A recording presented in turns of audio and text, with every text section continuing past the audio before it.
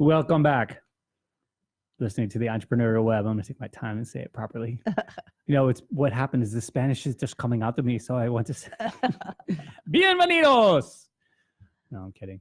You're listening to the Entrepreneurial Web. I'm your host, Jeremiah Fox, here with my guest, Joanne Derwin, who started a Spanish immersion preschool in the neighborhood we live in, Windsor Terrace in Brooklyn, called One World Project. Really wonderful school. My second daughter went there for preschool for 2 years. My oldest did after school. My third is registered for the upcoming school year. But let's talk briefly about the beginnings and how Joanne and I got to know each other. Again, we live and have for a long time. You've been in the neighborhood for a solid like 15 plus years, right? No, I mean, probably more, 10 years, maybe 11 years. At least, because it was 10 years ago when we started. Yep. We've been there closer to almost 15 at this point. But our oldest children, Nico and JC, are the same age. They're both. Is Nico 13 yet? Yeah, he just turned 13. So JC's not quite. So this was going back almost 10 years ago, and our kids were 3, roughly. And for those of you that don't live in New York or don't have children or just don't know, preschool is fucking expensive. Around just daycare is expensive. Like it's like what I paid for a semester of school in my master's. Like that's how much it costs these days just for a kid to like go somewhere during the day and maybe not even get educated, just like, play groups. So us being, I think the entrepreneurial spirit was already there, hustlers, watching our bank accounts and just having dreams and goals, but also we had no money at the time, so I couldn't afford it. And a lot of parents, I think, and I knew about this because of parents who had kids just a little older than ours had done the same thing. This idea of a preschool co-op where a number of families, in our case, it was like 8 families, something like that, get together, pool the money, hire a teacher, and hire assistant if possible, or become the assistants yourselves and alternate. Some of them they rent a space. Some of them it just goes like house to house, week by week or bi-weekly, whatever the case may be. But it's just like this, spearheaded by the families. You pick, what you want to emphasize. And in this case, we got together. We met. I guess Michelle Greenberg kind of connected us. And we ended up hiring a French teacher, right? A teacher. Well, she was going to speak to the kids in English, but she was French. She was French, and there was going to be that French, like that bilingual component. So they actually got some education and socialization, and there were 8 kids, and the parents we wanted to hire an assistant, and I think we even had one, but they never showed up or something like that. The whole thing was a train wreck. It was pretty much a disaster. We had found a local church that was going to let us rent their basement for 3 days a week to host the school out of. And like right before this session was supposed to start, they like wanted to double the rent or something ridiculous. They were just like, oh yeah, we need a lot more money. And we're like, no, that's not going to work. So in a scramble, we're like, what are we going to do? And I had an infant at the time. Ada was a few months old. And we had a yard and a decent sized space. And I was like, well, you can use my place. I'll be in the other side with my baby. I can't help. So you can use the space. And the parents ended up alternating as assistants. Right. If memory serves. Exactly. And we did that, but we only did that for maybe by Thanksgiving, the whole thing was dissolved. For like a month. It was like ridiculous. It went south so fast. And I think Michelle regrouped by like January and was doing something somewhere else in the neighborhood that was like too far for me to go.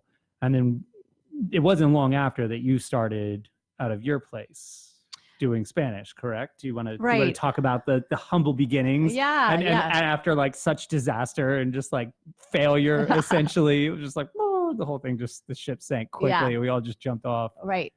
I mean, I think to me it was an important learning experience in that, like absolutely. How hard it is to organize people and find really competent teachers, make a budget work in an educational setting. Right.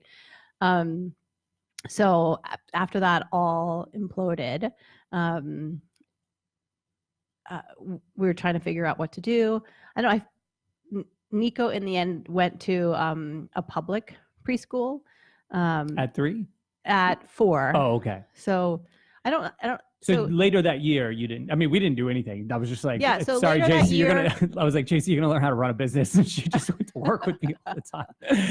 I mean, so I was working full time. We had a babysitter who we were working with. So what were you doing at the time? So that's that. Yeah. So I was working. I mean, your bio, I guess. Coalition building in New York, connecting progressive business with the labor movement and community organizations. So I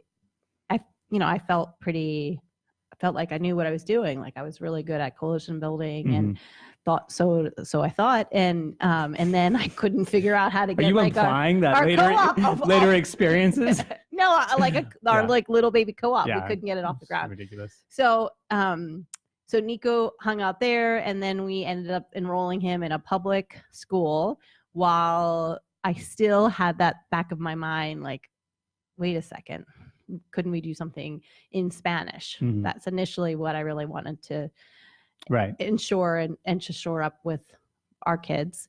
So Nico's out of public school and had to really, because he didn't have any school experience, the first foray in terms of like drop off was out of public school with one teacher and 28 kids. And he was like, Mama, like, where are you going? So he cried and cried and cried. And so I just hung out in the classroom for a long. Oh, really? Yeah.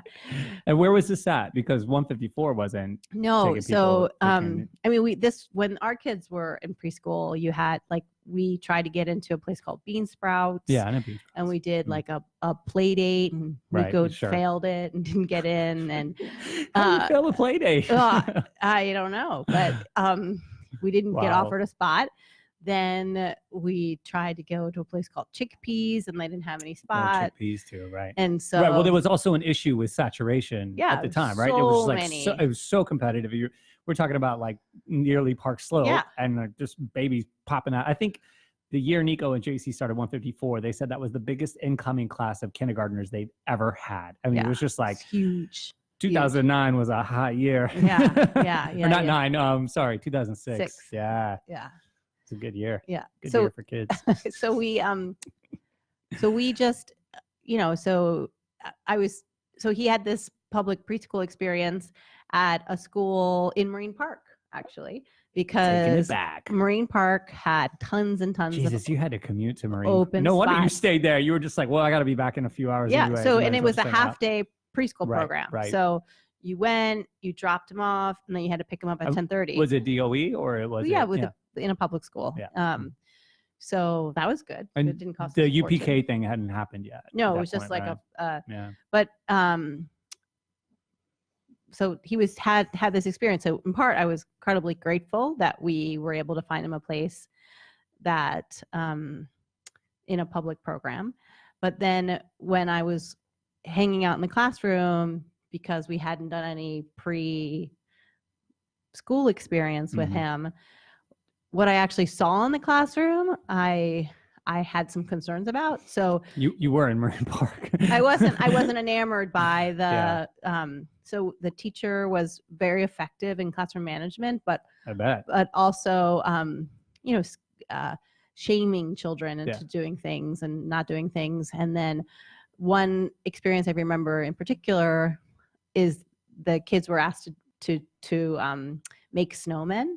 And she had the teacher example of what the snowman was supposed to look like. And Nico was incredibly creative and wanted to use all sorts of colors. And she sort of wagged her finger at him and said, like, Nico, a snowman don't look like that. It's all white, and the big snowball has to go on the bottom. And I just thought, oh gosh, that visceral, like, shouldn't be like that. And then on Saturdays, he was taking Spanish classes. And I was also hanging out in the Spanish classroom because he was also like, Mama. So I got to see what was happening in the Spanish classroom, and that, the teacher in the Spanish classroom had made this massive sun with the kids. They were gotten all dirty. There was like orange and yellow and pieces of paper. And after she let the sun dry for 4 hours. And at the end of the class, she cut up the sun and gave everyone a ray of sun to take home. Aww. And it was like, yes, that's it. That's how it should be. And so Nico's Spanish teacher was Monica. Oh, of course. This totally makes sense. Yeah. So after amazing. So after class, I was like, Monica, what are you doing? Let's start a school together. And she's like, whose mom are you? But I'm sorry. I can just see this interaction going down, knowing her. It's so funny. Yeah. And so that was what? That was 2011. Yes, right? Exactly. 2011. So Monica and I met, we read, we reflected, we were really inspired and realized like this isn't a totally crazy idea. Let's start a school together. And we couldn't find a place that would rent to us. Right. So we started in our living room. I tell the story that, we had a house that had a living room and then Monica came and then it was sort of like we had a school with bedrooms. A transformation. All of a sudden it's a classroom. And we started there and it was just with Elena because Nika was already in kindergarten at the time with my younger daughter. Oh, right. Yeah. Mm-hmm. And she was what, 2 at the time? She was 2. Yeah. Mm-hmm. So with her, and there's a listserv called Brooklynitos for Spanish speaking families in Brooklyn. And I posted like, does anyone want to learn Spanish with my daughter? And we had like maybe 4 kids that started with us and it grew over the course of the year to about 12. And then we were at about 16. From the same fashion as we had tried before, just kind of co-opt. You guys were just running it. It was like cash only operation. No, I mean, much more formal. Oh, okay. You went legit. Yeah. Maybe that was our problem. Yeah. Jack Wilson's listening. This guy's a teacher too. So he did the fellowship with Patty. Oh, cool. So my wife's a high school math teacher, for those of you that don't know. She was a New York teaching fellow 15 years ago. And one of the things that we've always admired about you is she's always talked about starting a school. Like our pillow talk has been about like starting our own school many times. And they're like, you did it. We're like, holy shit. Like this lady's badass. So yeah. All right. We're going to take a short break. We'll be back in a few.